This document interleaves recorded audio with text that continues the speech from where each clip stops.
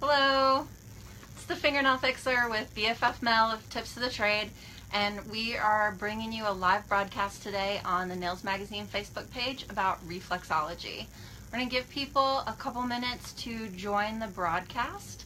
While you are joining and we're waiting for everyone to jump on, please feel free to hop on your own Facebook page and share this video so that we get as many nail professionals viewing and chatting and having the ability to ask questions live as possible. Should we share on our pages right quick? Yes. All right. As you're watching, if you just click down in the corner on share, you can choose to share it to your personal page or to your salon page, whichever your preference is.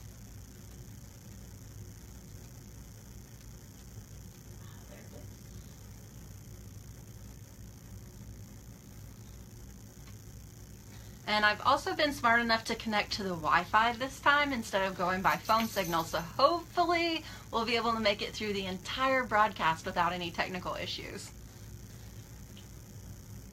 Can we just let down a little? Yes. To look at more of us and not much of Hello. That's better. And we'll play with the camera angle as needed because we're actually going to show you some reflexology information using the hands and feet.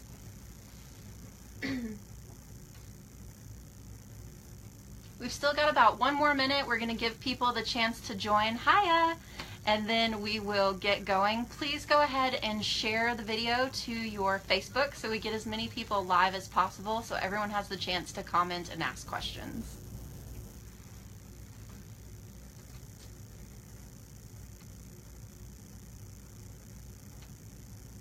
I just posted to one page. I'm going to post it to one more. Did you already post it to both? Already got both. Oh, you're so fast.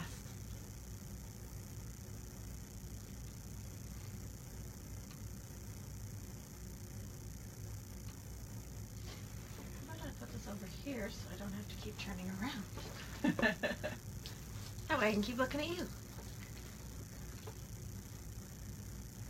Yeah, I probably should do the same because once you have my foot, I won't be able to turn around behind me either. Hi, everyone. Go ahead and give us some thumbs up or some love if you are ready to go so that we know you're ready to start chatting about reflexology today.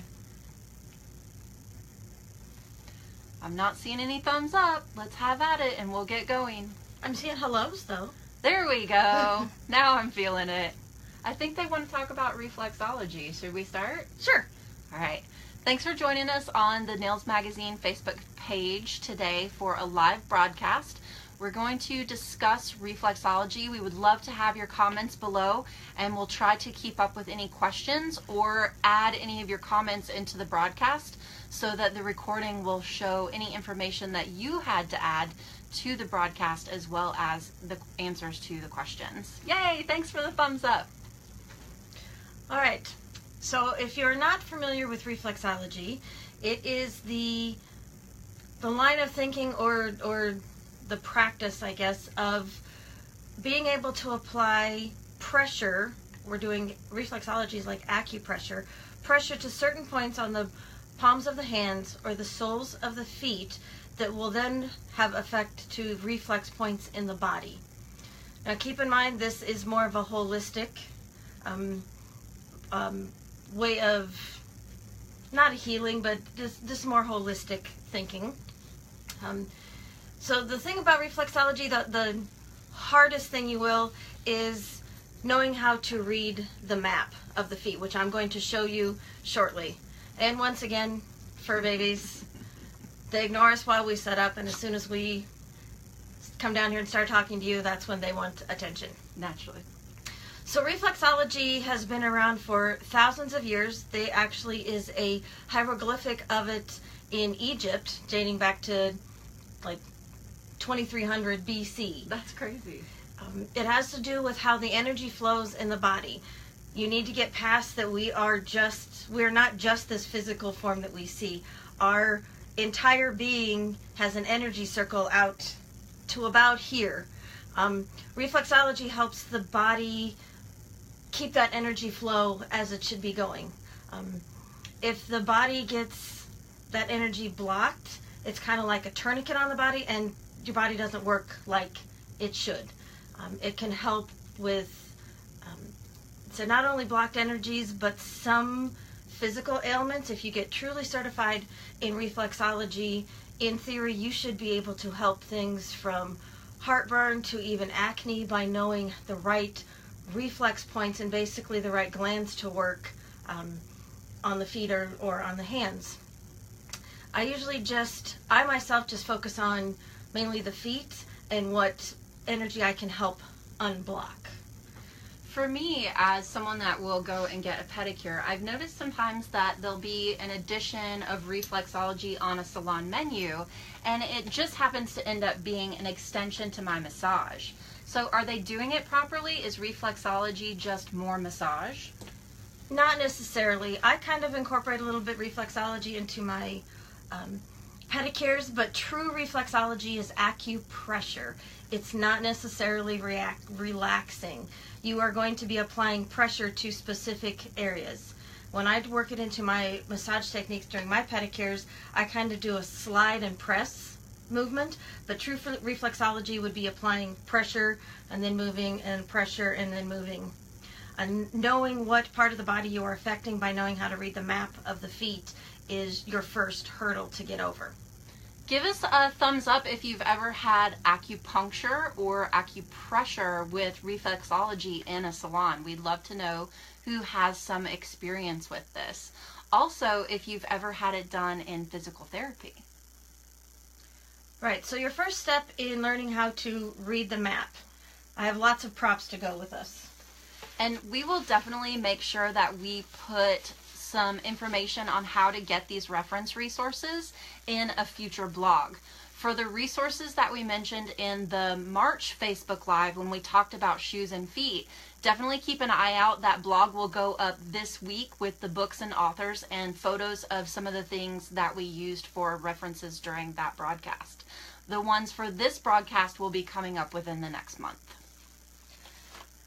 So we have two charts here, and I don't expect you to be able to see these exceptionally well on the broadcast. We will make copies of them, or we will scan them for our next blog. Turn it sideways. You didn't want to be able to see it properly, did you? So we're going to concentrate mainly on the feet today. If you notice on my chart here, there are yellow lines. Okay, I'm going to have Holly hold that up.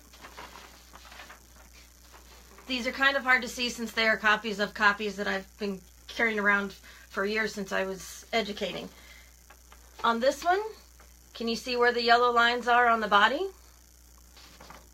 Right, so this yellow line corresponds with this yellow line. So everything above this yellow line here corresponds with everything above here. So basically, your points from your collarbone up to the top of your head are the same reflex points for the top third of the foot there. Between the next yellow line, between the collarbone and your natural waistline, so right there in the middle of the foot, are your digestive system, the upper part of your digestive system, most of your respiratory system, your heart, and then from there down to the bottom line, like there along the bottom of the heel, that's where the rest of your digestive system and your reproductive system are. So is this where it comes in? Sometimes in the salon, when you want the reflexology option, they'll ask if you're pregnant? Yes.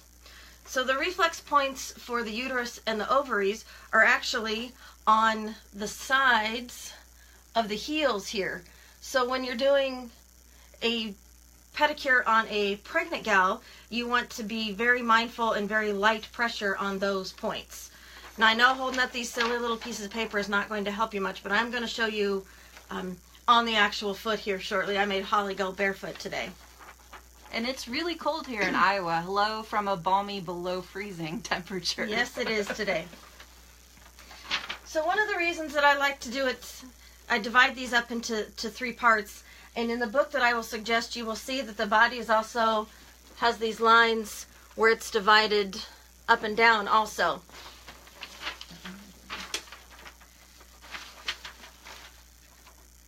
Yes, it's in that book. The chart I'm using are in these books. I just photocopied it out of there. Sorry for copyright infringement. Now, learning how to read the map of the feet. For those of you that remember actual paper maps before we've all had GPS. I like being the blue dot. It's much more convenient on the small screen than having this spread out over the entire dashboard.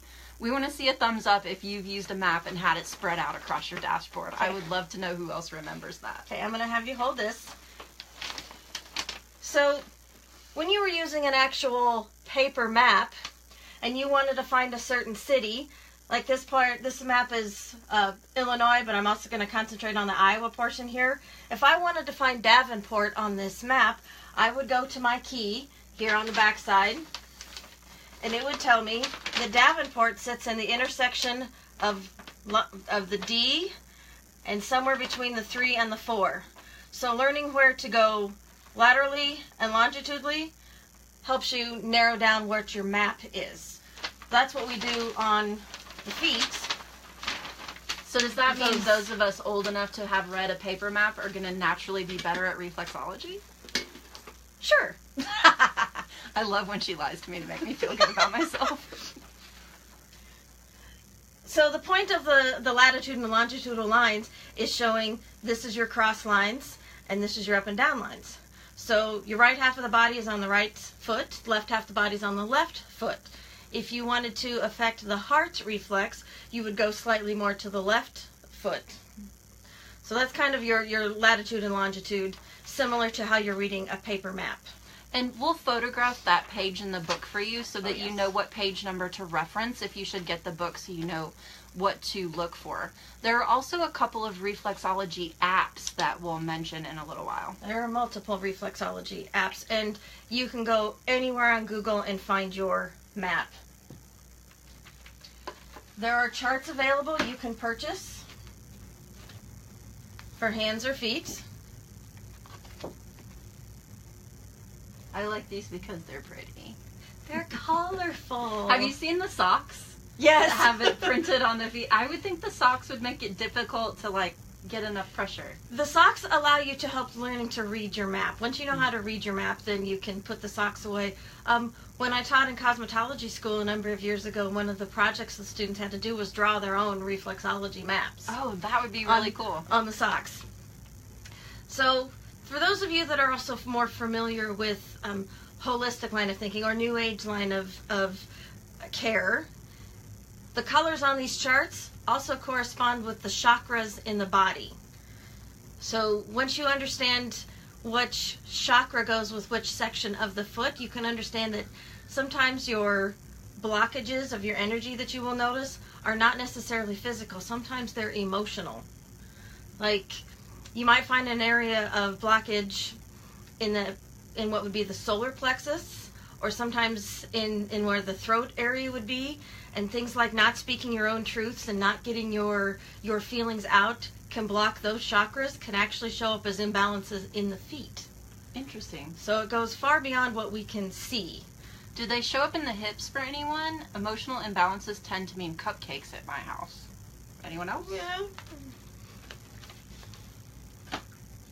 Alright, so I'm going to do a little bit of a demo on Holly's, at least one foot. And if you'll bear with me, we'll try and get the camera where you can see it properly. Just leave me a comment if you can't see, and we'll play adjustment on the camera. Can you just go sideways so we can see?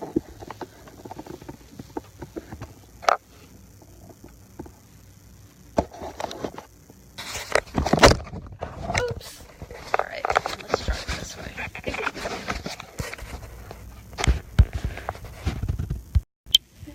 There we go. You ready? Yes. Okay, so I don't want my hands to be too cold. Oh, look at you're upside down. You were. Yeah, we're still upside down. And I hope this is good for entertainment for everybody this morning. Comic relief always makes learning more fun. Hey, there we go. Ta-da! Right side up. Okay, so on the foot, your line is approximately here for the collarbone. So anything from here up, like you have reflex points for all your sinuses on the tips of the toes. Your spine would follow along here. Your shoulder would be over in here. Since this is her left foot, her heart reflex would be right around here. Right about here, where you feel that natural indentation of the foot, that's the approximate place of the waistline. So between here and here are your lungs, down to about where the diaphragm is, so stomach is up in this area. Then down here to here is digestive and reproductive. One of the things that's important to remember when you are doing reflexology on both the feet and the hands is this area right here. You always want to move in a clockwise motion because in the digestive system, your colon starts up on the other side is your ascending colon, you've got your transverse colon, and your descending colon. So when things leave the body, they always leave in a clockwise motion. So you always want to make sure you massage the hands and the feet in a clockwise motion so you don't want to back somebody up. Without naming names so I don't embarrass anybody that I know and love, I have actually helped people unblock constipation by using the right motions right here for the colon. Nice. So when you are massaging on the feet, have you ever noticed that sometimes you feel like crystals or sugar or salt under the skin? That's the area of the imbalance. I have freaked out more than one client on occasion by working in here saying, oh, well, do you have pain in your hip or do you have pain in your shoulder? Because I feel the imbalance there. And they'll be like, yeah. So as you work those, you can feel them kind of loosening up and breaking up. That's helping unblock those energy spots. Tell your client to drink lots of water because they'll also is working out the toxins in the system. Now, true reflexology treatment would be systematically applying pressure and then moving a little, applying a pressure, moving a little, applying pressure.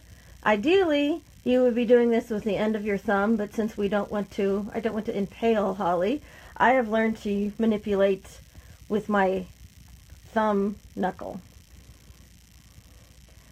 So I would pressure and move and pressure and move. You could work down the sides of both toes.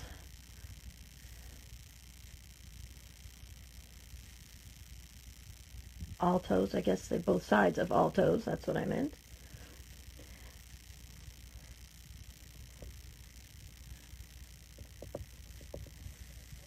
Notice the pausing in between the pressure, so it's not a smooth gliding like you have with massage.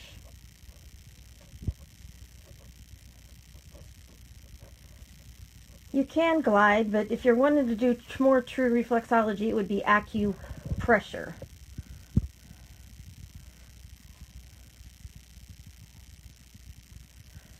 If that's too uncomfortable for your knuckle that way, you can also do it this way.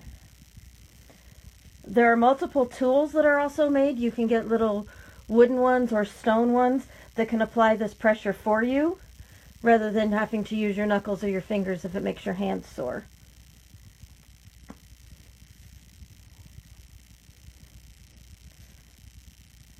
Do you have any questions so far about the reflexology?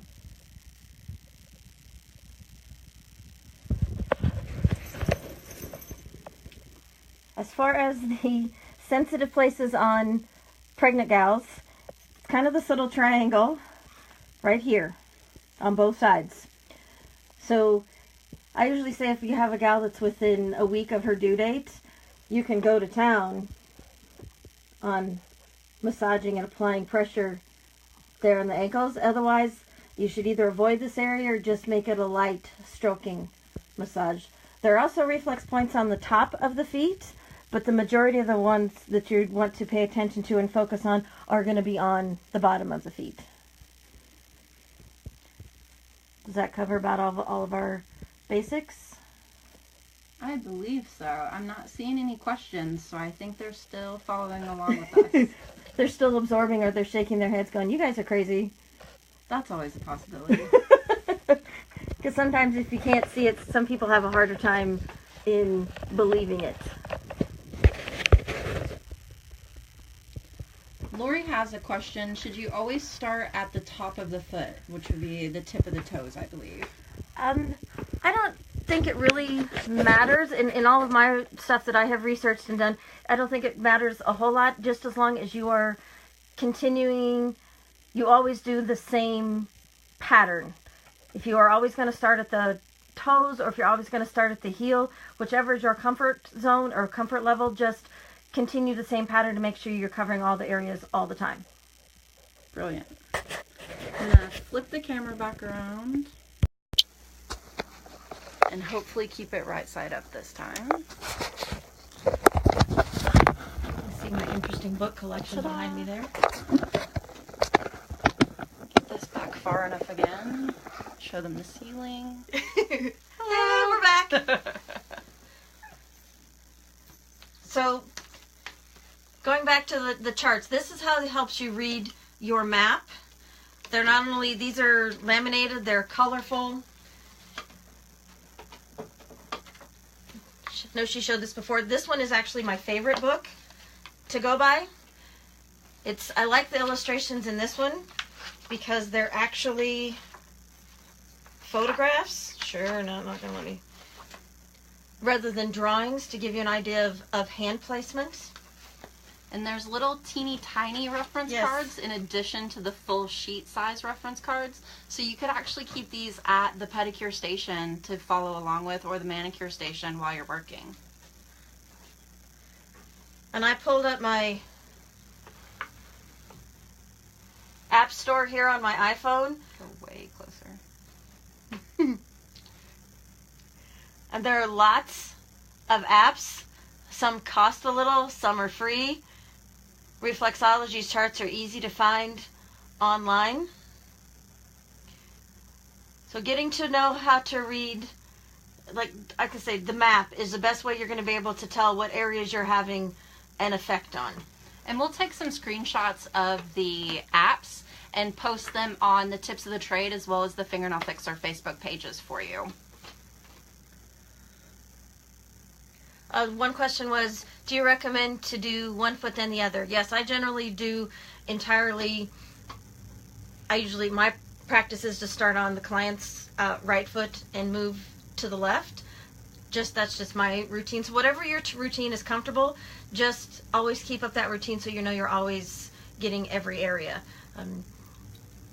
Yeah, consistency in your pedicure massage or your manicure massage and your reflexology helps keep it easier for you to remember the steps. Because if you're trying to remember, she's talking about her kids and what was that step? Whereas if you're always going consistently in the same steps, using the same process, then you get really comfortable with the process, and so your reflexology, you almost don't even have to think about it, same as you do in your massage. Kind of like muscle memory.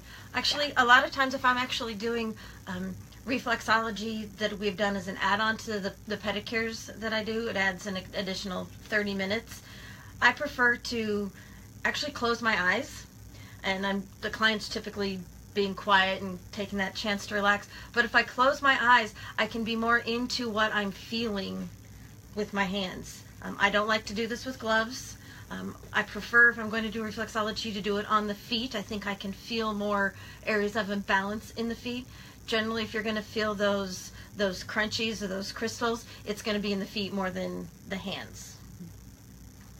Absolutely. And it's so funny when you're doing a pedicure and you kind of run across the ball of the foot and it's like, yep, it's like the little paper crinkle feeling under the skin, as well as the sound. Sometimes they're so plentiful that you can actually hear the sound, and it's pretty entertaining when that sound happens.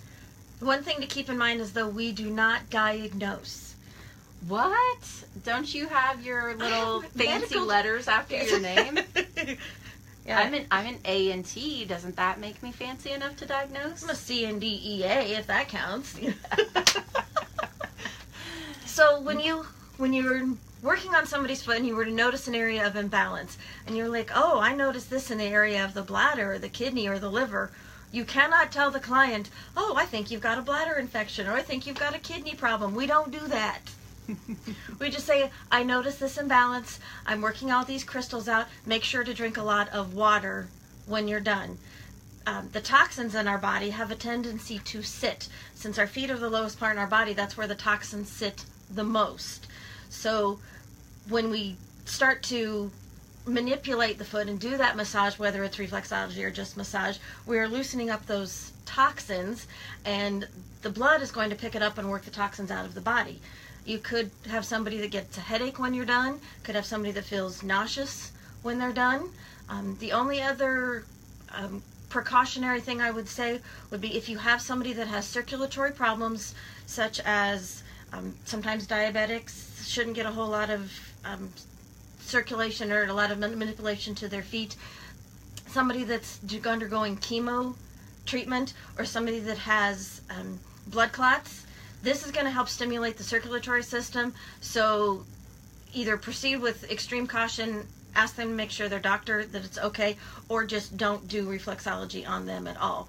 So keeping in mind of not backing somebody up when you're massaging, not working too hard on the uterus and the ovaries reflexes on a pregnant gal, and with the circulatory system in mind for chemo and things, those are really your three most things you need to be careful of. Other than that, you should not be able to do any harm.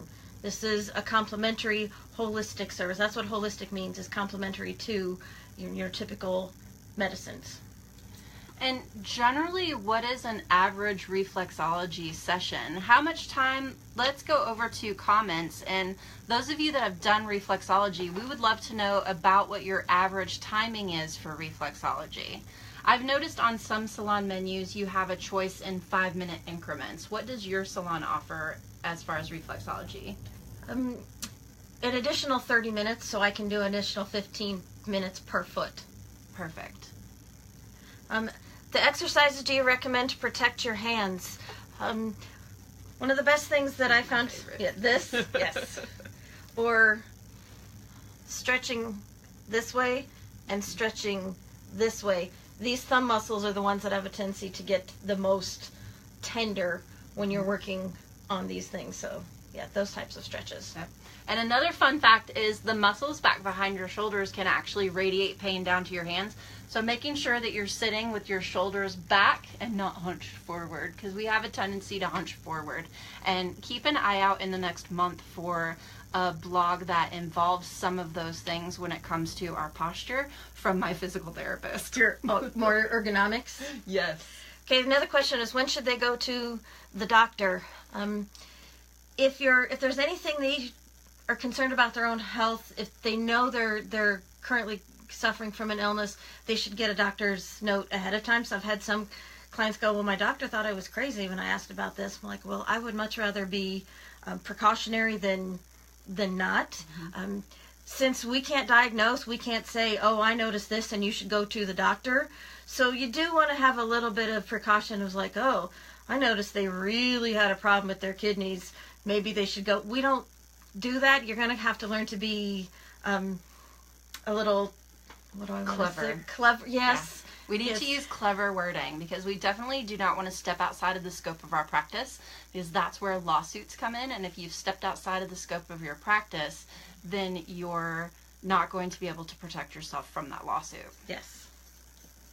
So I think it's about all the highlights I had to cover. I know it's a lot of information in a short amount of time, and we will follow it up with the blog with some printed materials, because I know I do better if I can not only listen but have the printed materials. But it was just kind of an overview of something you could be researching and do an add-on to your services as it is. Some states, well, to my knowledge, I don't know which states actually regulate reflexology. The state of Iowa looks at it as like a form of entertainment. So it's not something that's governed. You don't need to be licensed for. Some cosmetology schools will give you certification in that. There's actually a reflexology certification course you can take here in Iowa, but it's very intensive, and that's where they will go much more into actually treating ailments, and I don't even step into that realm. I just try and help more from the relaxation and unblocking those energies. Absolutely. What is a good pricing guide? I noticed that we don't have any comments about times for doing reflexology, so if it's something that you're interested in learning to do so that you can offer it into the salon, we'll definitely add some resources for you on the blog. And so when it comes to what you should charge for reflexology, what do you think would be a good starting guideline? Should it be a percentage of the pedicure service, or what's a good way of figuring it up? I guess I kind of look at it as time. When I do an add-on for art, for like shellac for manicure or pedicure, I start with an additional $10 per 15 minutes. So regardless of what I'm doing in that 15 minutes, whether it was art or reflexology, that's my guide. So I would start with an additional, $15 or $10 for 15 minutes. So maybe an extra $20 if you're adding it to your pedicure. Perfect. So an extra $20 would be 15 minutes on each foot, which is where that 10 plus 10 came in to give us the 20. In Illinois, you have to be certified to do reflexology. Thank you so much for that information, Barb. Are any of you in other states that know what your certification practices is for your state law? Oh, awesome. Barb charges $38 for half an hour and $70 for an hour. So Barb is using fairly similar pricing to what a massage therapist would charge for massage, which is absolutely fair. Well, thank you so much for sharing that. And if she's had to be certified in her state, she's gone above and beyond and had to do that, doing that extra education. So you would need to find out where you can get that certification within your state. Absolutely. And you should always charge more for things that require you to have a higher level of learning, because you've invested the time and the money into that higher level of learning so that you can provide a superior service. And superior services have superior prices. That's right. It looks like we don't have any more questions. So if you're good to go, we would love to see some thumbs up that you liked the Facebook Live on reflexology, or even some hearts if you really, really enjoyed the information. And we will definitely do a follow-up blog with some resources. So keep an eye out for that later this month, and check out the blog on nailsmag.com under Fingernail Fixer for the resources from the March broadcast. Thank you so much for taking the time out. One other thing. Oh. We will be Facebook Living next month. That's right. How can I forget? This is a monthly thing. You can join us once a month in the Tips of the Trade studio with the adorable fur babies and hashtag BFFBill. So in the second Monday in May and the second Monday in June, we will be doing Facebook Live broadcasts. Our topic for May and June has yet to be determined. So if you have any requests, definitely leave them in the comments below, because we'd love to know what you would love for us to discuss. Yes. Demo, talk about anything. What are you looking for when it comes to hands or feet, whether it is enhancement related, application related? Is it something to do with the feet themselves? We talked about feet last month. What would you like to hear about from the realm of hands and feet? We would love to cover it for you, and we're more than happy to do some research and share that with you. Oh, and we need to, one of these times we need to have a discussion on our conflicting views on some things. We will. We're considering a debate for a future Facebook Live, so you'll have to keep an eye out for that. We'll need a mediator for that, though. We will. We will. We might have to tap into one of your children. Okay, Finch Circus, keep that in mind. I may need you. Thanks so much for joining us. You guys have an awesome week. We hope that you are happy and profitable in the salon and enjoy this broadcast on reflexology. Thanks from the Nails Magazine page. Bye.